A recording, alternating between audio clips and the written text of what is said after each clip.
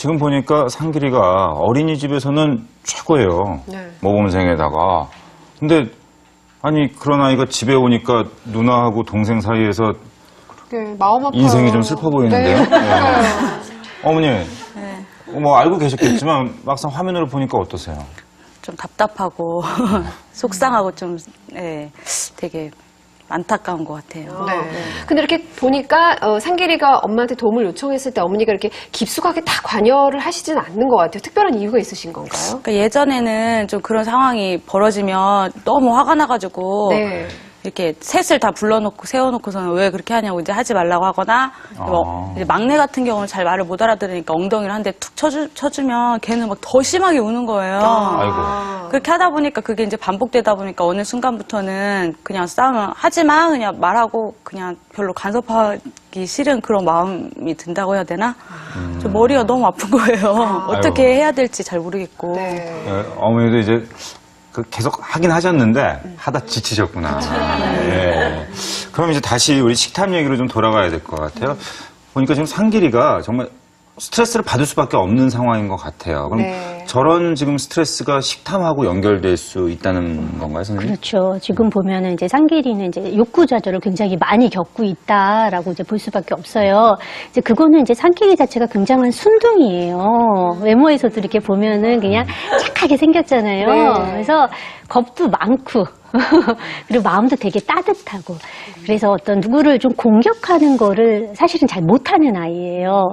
그래서 동생이 자기보다 어린 동생이 이제 자기를 또 이렇게 막 또 공격을 막 할 때 마음 같아서는 자기도 때려주고 싶은 마음이 굴뚝 같지만 또 때리면 혼나기도 하고 그래서 좀 그런 겁도 나고 또 어린 동생을 때리는 게 또 아닌 것 같고 그래서 자기는 때린 그 답답함을 참고서 눈물을 흘리고 엄마한테 위로받으려고 가는데 오히려 어머님은 그냥 속으로는 아예 그냥 안 볼 때 때려 좀 이런 느낌이 어머니 좀 있으시거든요. 그래서 그냥 답답해하고 너는 형이 돼서 왜 그래 이제 그런 뉘앙스로 이제 자꾸 아이를 대하게 되면은 아이는 자기가 이제 위로받지 못한다라고 느끼면서 이제 욕구 좌절을 겪게 되고요. 또 상길이는 사람을 굉장히 좋아하는 아이예요. 그래서 같이 놀고 싶고 애정받고 싶은 욕구도 되게 많은데 이제 이따가 보시면 알겠지만 놀이 평가할 때도 보면 놀이를 잘 못해요.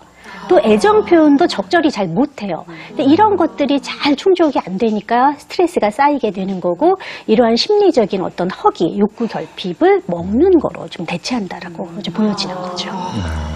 선생님, 근데 왜 둘째 콤플렉스라는 말을 엄마들이 많이 쓰는데 첫째는 첫째라서 막 처음 태어났을 때부터 사랑을 막 완전히 쏟고 기대감도 크고 또 막내는 뭐든지 해도 무슨 손잡보듯 너무 귀엽고 예쁘기만 하다는데 요 가운데 낀 둘째가 참 안쓰러울 때가 많은데 이런 건 어떻게 해야 되나요? 그렇죠. 그래서 서열상으로는 중간 아이가 이제 가장 안 좋은 앞으로 이제 발달상으로도 가장 안 좋은 예우를 이제 보이는 게 이제 가운데 중간 아이라고 해요.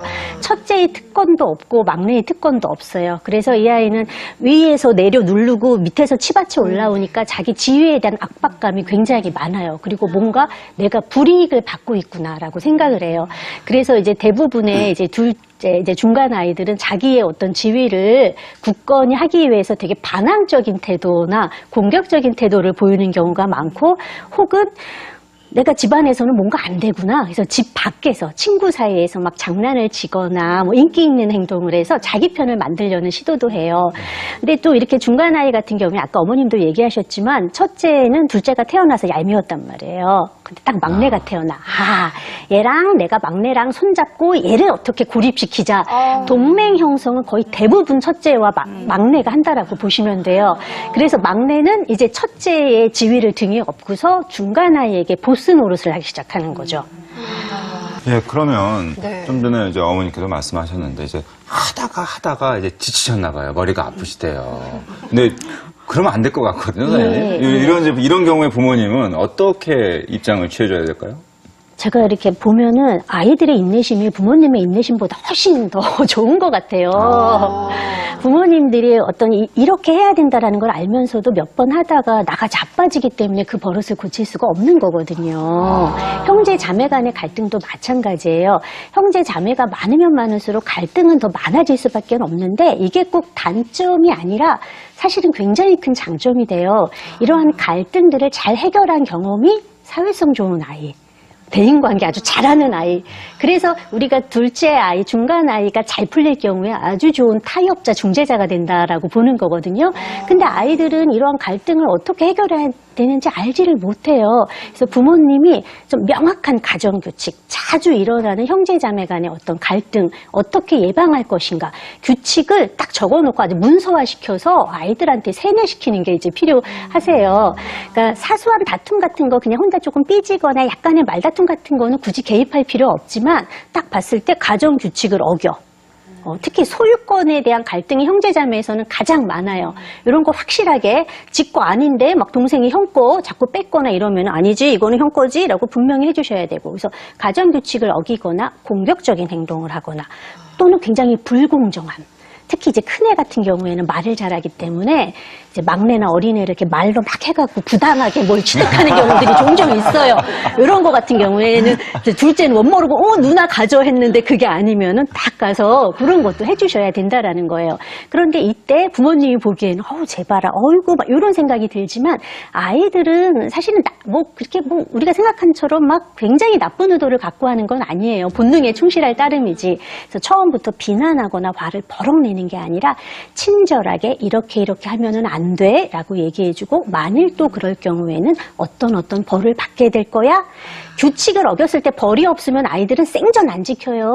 우리가 맨날 그 신호나 속도 위반했는데 경찰이 딱지만 떼고 거기서 끝이야. 난 벌금 낼 필요가 없어. 우리는 안 지킨다. 그렇죠. 그래서 항상 가정 규칙에는 벌이 있어야 되는 거예요. 그래서 경고를 했음에도 불구하고 아이들이 또 잘못을 저질렀을 경우에는 벌을 주는 식으로 해서 이러이러한 행동은 절대 우리 가정에서는 용납되지 않아라고 아이들이 확 인식하게 되면은 가정이 굉장히 평화스러워진다라는 거죠. 그러니까 소유와 규칙을 확실하게 하고 그 규칙을 어겼을 때 경우에는 벌도 딱 정해놓는 게 좋겠군요. 자, 그래서 상길이와 부모님과의 또 평소 관계 어떤지 살펴보기 위해서 놀이평가 진행해봤습니다. 함께 보시죠. 상길이의 정확한 심리를 알아보기 위해 먼저 놀이평가를 진행했습니다. 여러 가지 다양한 장난감에 관심을 보이더니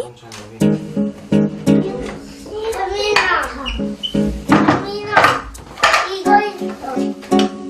엄마 아빠보다 동생 상민이를 먼저 찾는데요. 상민아, 공룡 있어, 공룡. 공룡? 이상민. 무서워. 상민아, 미야. 이번에도 상길이는 이상민, 이거 뭐야? 일로 와봐, 이거. 모르는 것도 동생에게 묻습니다.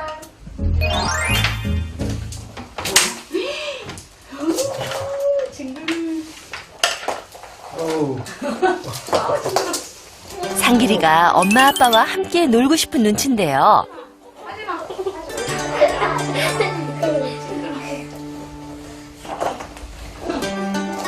엄마가 싫다는 행동을 해서 계속 관심을 끌려고 하네요. 난 안 무서워. 완전 무서워. 엄마 아빠는 아이들과의 놀이에 영 소극적인 모습인데요. 둘째 상길이에겐 더 관심이 없어 보입니다. 이거 뭐지? 책인가? 이거 우리 상길이가 아무리 관심을 끌려고 해도 엄마 아빠는 별다른 반응을 보이지 않습니다. 있네. 태권도나 뭐 미술. 지금도 다녀. 태권도도 다니고. 무슨 띠야?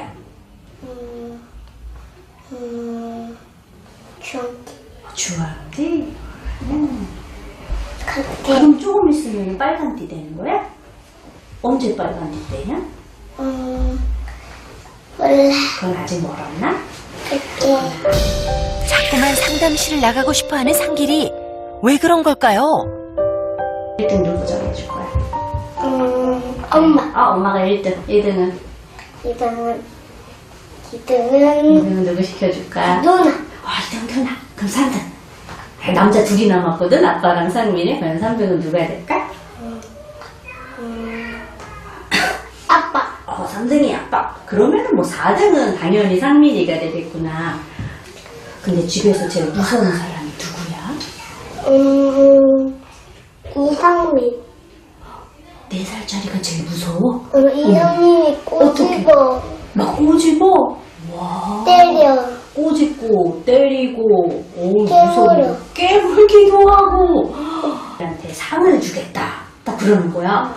하면서 상길이가 하고 싶은 거, 아니면은, 해달라고 하는 거, 내가 3가지를 들어주겠다. 말해보거라. 딱 그랬어. 딱 3가지만 된대.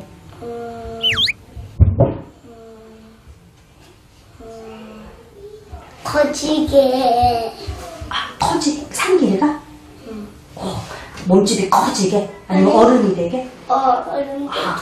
어른이, 그래. 첫 번째는 어른이 되게 해주세요. 자, 2번째는 뭐냐? 그랬어. 2번째는 군인 빨리 되게.